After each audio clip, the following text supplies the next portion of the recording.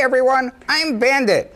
And I'm Arthur E. Benjamin and our co-host, Farrah White, and we're here and you're watching For the Love of Dogs. Each week we introduce you to people behind our favorite local animal rescue organizations. Today we'll talk to DFW Lab Rescue and the Texas Coalition for Animal Protection. Well, let's start with this country's favorite, beloved dog, the Lab. The Dallas-Fort Worth Labrador Retriever Rescue Club, what a mouthful, or DFW Lab Rescue for short, are here with a few friends who need a home. That's right. So welcome, Sherry, Lisa, and we have someone else, Melanie. and Melanie with us. Thank you. Glad to have you. Now, who have you brought? Well, this is Edith, and she's a 4.5-month-old puppy, and she got all of her energy out before we started, so don't be fooled. She's not normally this calm. But Edith is one of 8 puppies from a litter.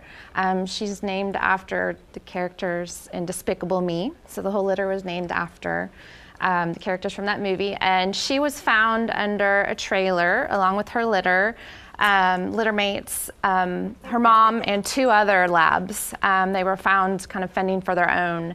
And so they contacted Lab Rescue and we were able to rescue the entire family. And we still have 1 puppy left, Edith, from the litter that's still looking for a home. And she is just your typical puppy, full of energy, just loves to play. I know she likes to get in the water and she loves other dogs, and she is currently available for adoption. Nice. Can you give us a little bit of history about DFW Lab Rescue? The organization was founded as a nonprofit, incorporated as a nonprofit about 16 years ago. We just had our 16th birthday. Nice. We've Happy been in birthday. existence, thank you, for a few years before that as a loosely collected group of women that were rescuing dogs on their own, and then did the incorporation. We have dogs in foster care only. We don't have a physical facility. And our organization mission is to rescue and rehome dogs primarily from shelters, but we do take dogs from owner surrenders that had been in a misplaced home as well. We have a thorough process for the adopters that they go through, which some people think is a little bit difficult, but it makes us able to place dogs in a home where they're going to stay forever, which is our goal. Are there a lot of homeless labs? There are thousands of homeless labs in Texas. As the #1 dog in the U.S., and according to the AKC statistics, the #1 puppy registered is a Labrador Retriever. So that makes for a lot of homeless dogs that have been taken in, as probably Paisley was as a puppy and never had any very good training as a puppy, and makes them difficult to live with when they get to be 18 months to 2 years old. You didn't know I had a yellow lab before, No. Bandit. No. She was the runt of the litter and grew to 106 pounds. Yes, Whoa. they're And so big. I can tell you that training is everything with a lab, because they are high energy dogs, and if you love labs and you want one, you need to think about hiring a trainer or becoming proficient at training. It's actually what Absolutely. made me proficient at training was Samantha. It's key. It's really key to living with your dog, with any dog, but especially a big dog who has such a lot of energy.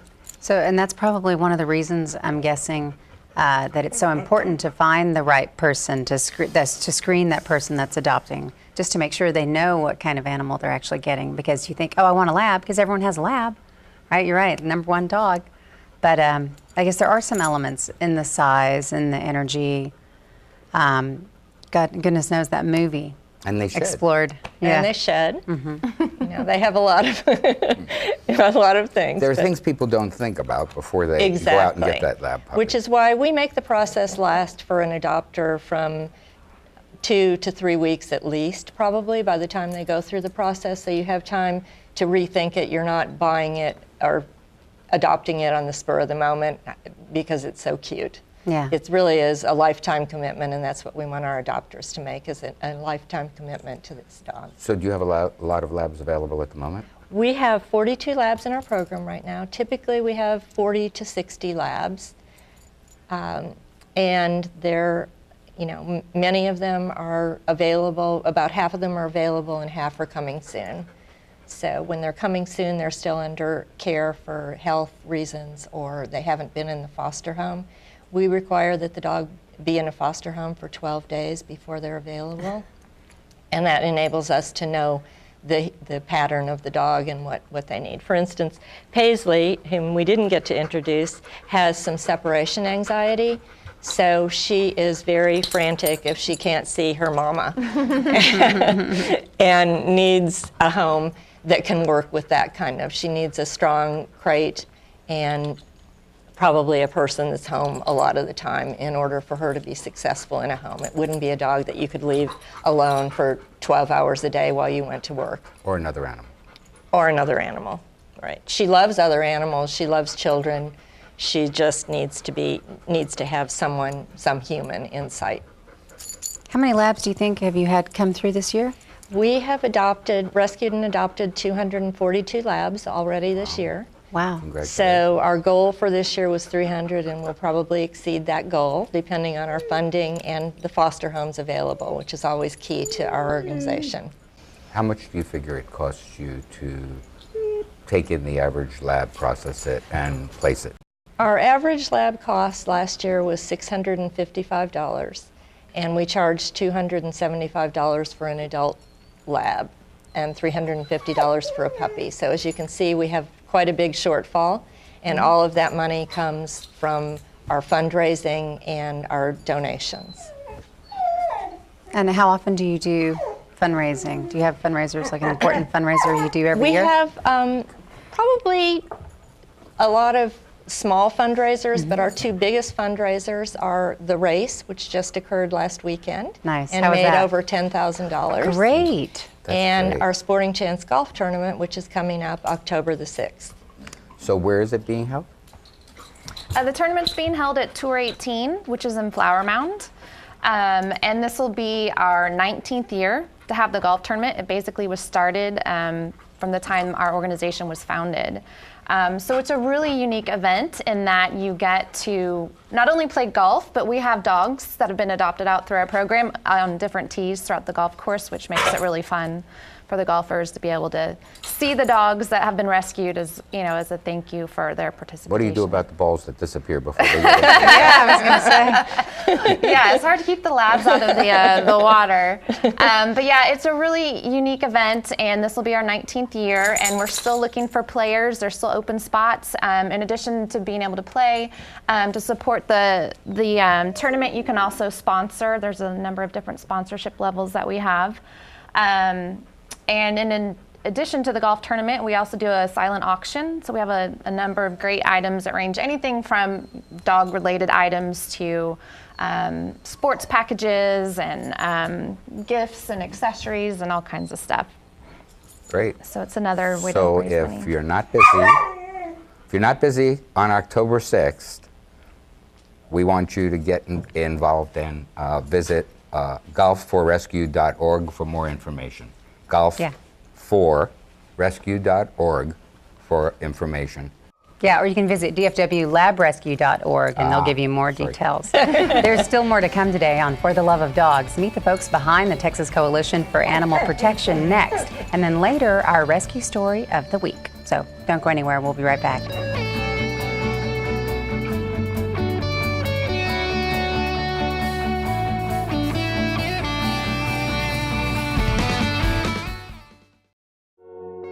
Every year, families in North Texas unknowingly spend hundreds of thousands of dollars in support of neglect, abuse, and disease.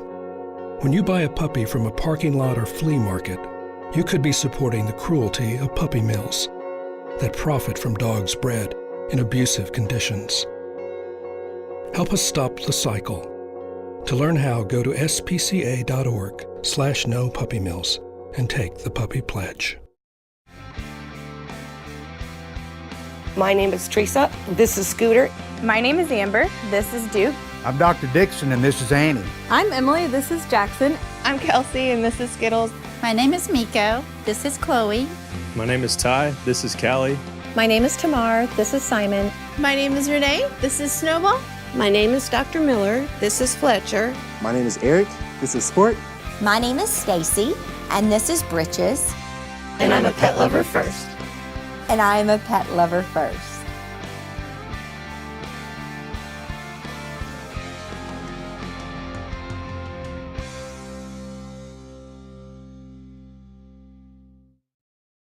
Live with a human for a while and you get to know a few things. Like, I know she's actually not a morning person. I know she does strange tricks for no treats. I know that water makes her howl like crazy. I even know how the floor stays so clean. She's quick. But the one thing I will never for the life of me know is how she gets so tiny and inside that box. Natalie, how do you get so tiny?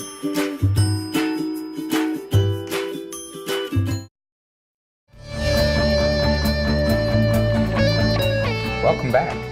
Our next guests are here on behalf of the Texas Coalition for Animal Protection.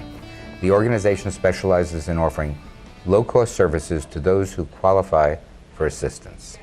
TCAP is also known for its quirky PSA videos that help educate pet owners. So here's a look at one of those videos. Watch this. Now, let's talk about post-operative care.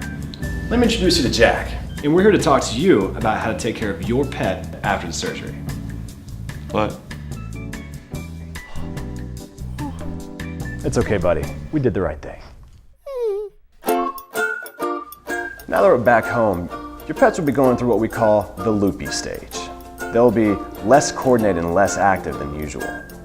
They may even claw or growl at invisible objects. But don't worry, this should only last up to 24 hours. Let me introduce you to the e-collar. While wearing their e-collar, your pets can do whatever they normally do. They can eat, they can drink, but the collar must remain on for 10 days. Sorry, buddy, 10 days.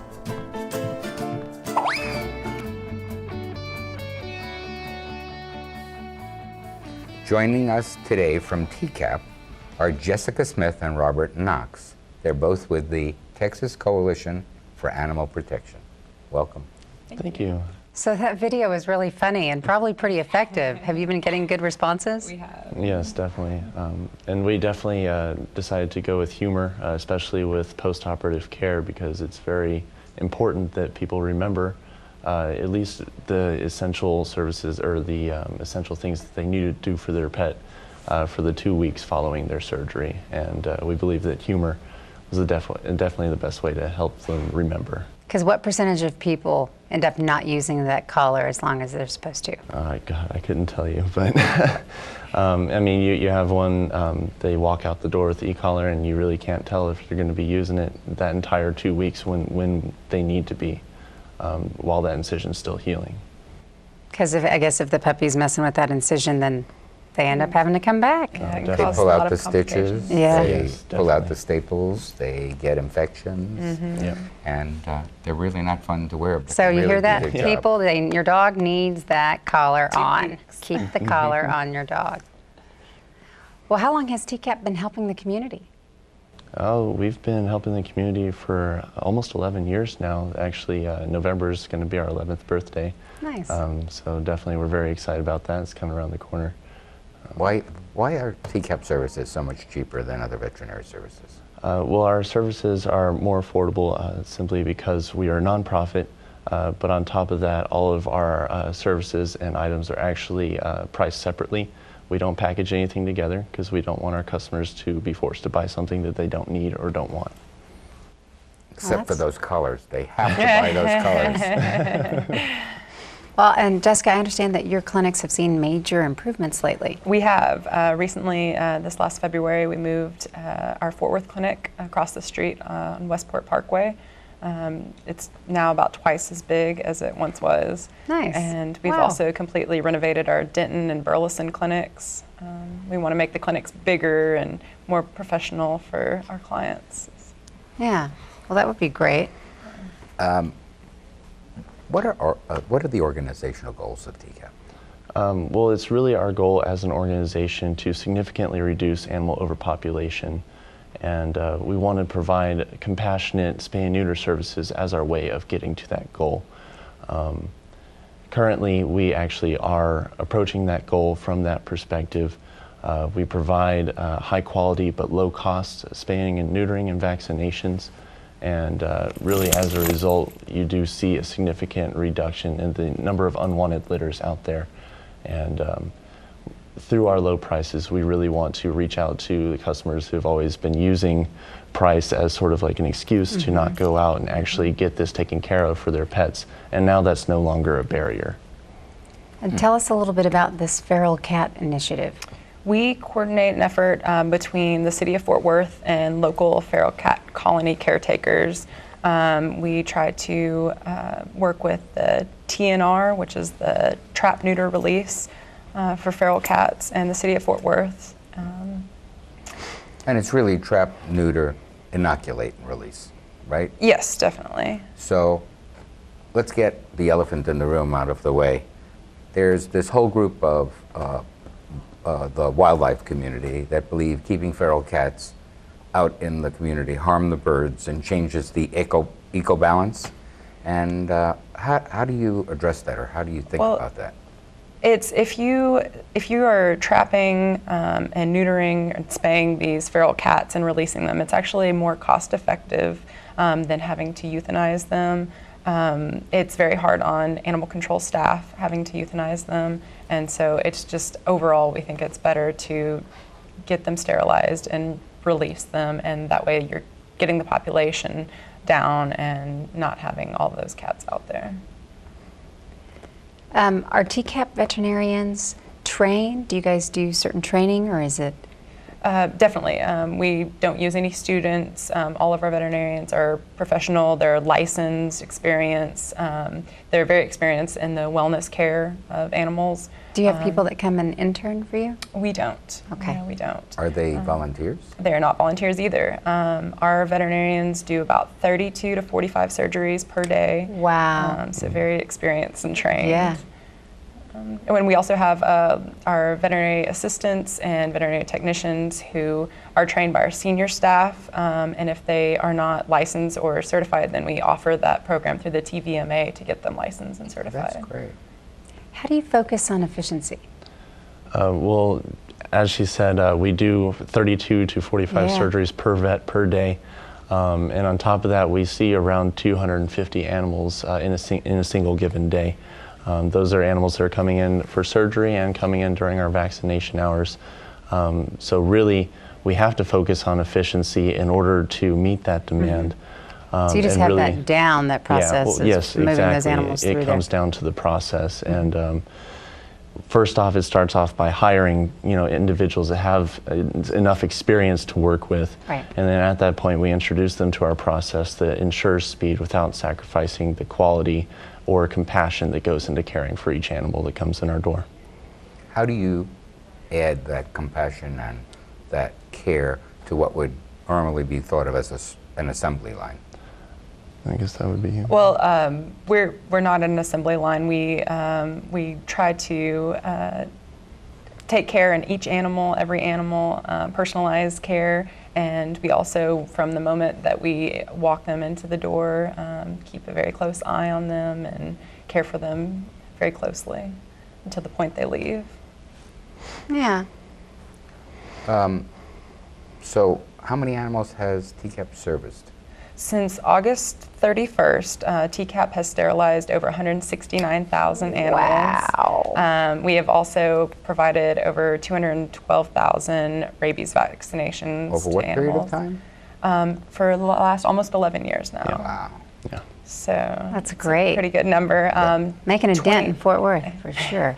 Moving 2013. Denton to Fort Worth? No, I said making a dent. Yes. The problem in Fort Worth. And 2013 is we're trying to make that our best year yet, and we should probably spay and neuter over 30,000 animals this year. Do you have any special events coming up? We do. September 28th at our Fort Worth location on Westport Parkway, we have a Customer Appreciation Day. It's from 9 a.m. to 11 a.m. and we are providing puppy socialization training and basic canine manners training. We're even teaching you to teach your cat how to use the toilet instead of the litter box. That's cool. We're giving away free breakfast and goodies. We're raffling off prizes, and it should be a lot of fun. So everybody is invited to join. Yeah, that sounds like a lot of fun. Do you do that annually? This is our first one, cool. but we do plan on doing it annually. So. Yeah, that's great. Yeah. A lot of cool events. Well, So what is the success rating on this cat Yeah. potty training? Oh, I'm not sure. We have couldn't tell you. Yeah. We have a couple of employees that have tried it, and they were successful. It's so funny. Someone should video that. If you want to learn more about the Texas Coalition for Animal Protection, call 940-566-5551 or go online at texasforthem.org. Or you can find them on Facebook by typing in Texas Coalition for Animal Protection. And Bandit says you need to come up with a course to train dogs to use the potty. Yes, dogs need potty training too. Up next, meet our animal rescue story of the week. Stay with us. Hi, I'm Sheryl Crow, and I'm a musician and a mother, and this is Buttercup. She's also a mother, but not by choice. She's a survivor of a puppy mill. Buttercup spent her life in a dirty wooden hutch, forced to produce litter after litter. She never went to a veterinarian or a groomer. She never had a soft spot to rest or a kind touch. She existed this way in cruel isolation year after year. Puppy mills are mass production factories where mother dogs suffer their entire lives, producing nearly 100% of puppies sold in pet stores and on the internet. When these dogs are no longer able to produce, they are often destroyed. Buttercup's nightmare ended the day Animal Rescue Corps saved her life. She finally knows what it means to have a loving family, but for the millions of dogs suffering in the estimated 15,000 puppy mills across the United States, this nightmare continues. Animal Rescue Corps and I ask you to visit your local shelter or rescue when choosing your next animal companion. You will not only be saving a life, you will be helping put an end to this cruel industry. Please go to animalrescuecorps.org to learn more about ending puppy mills. Buttercup and I thank you. So, I got this new family. And I don't know what it is about this one, but she can't seem to put down that toy all day long. Tap, tap, tap, tap. Oh, and she even talks to it. She talks to that more than she talks to him. What's up, bro? Nice shirt. Who's she talking to? Her mom? She talks to her mom a lot.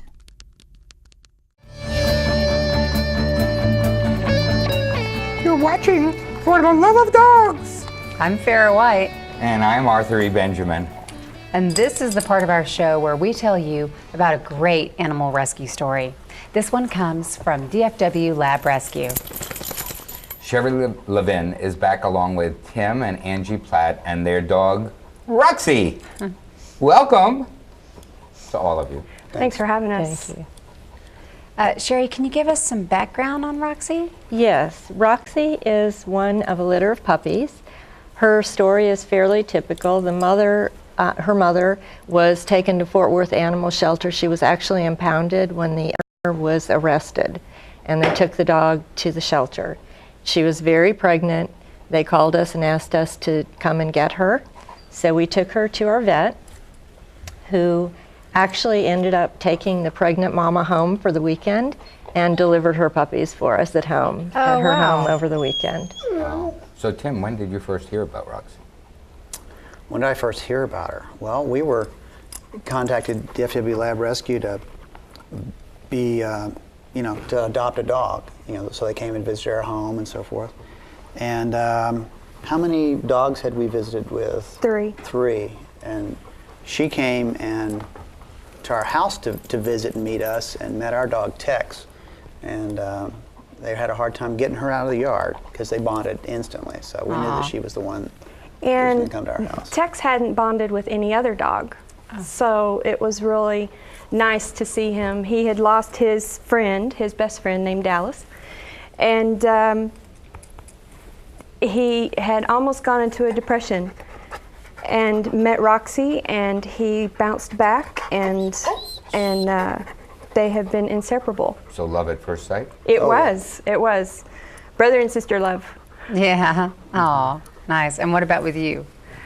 Did you know? Do you know the foster family who had her, Casey, was saying, well, Roxy's, her name was Peppermint at the time, and she said Peppermint is sassy, she talks back, and she's really, really active. And I said, she's perfect. Yeah. And knew right then that she was exactly what Texas needed, because he's half lab and half border collie. So he was kind of really laid back. Yeah. And she keeps him on his toes. They do a lot of wrestling and have a great time. So what does the addition of Roxy really mean to your overall family? She's the perfect fit. And that's the one thing that I like about DFW Lab Rescue, is that they wait until the dog has the perfect family and that the family has the perfect dog. She has, 3 weeks after we got Roxy, we started actually fostering too. And she has become a dog that helps other dogs integrate and socialize. So she is just full. Well, and I understand that you blog about her, so tell us where people can go to see your blog. They can find me through Angie Morgan. I actually, this is more about her, but yeah. I write for Harlequin Intrigue. Oh, I write nice. romantic suspense. Nice. And so they can find, I have Sunday with the Pups.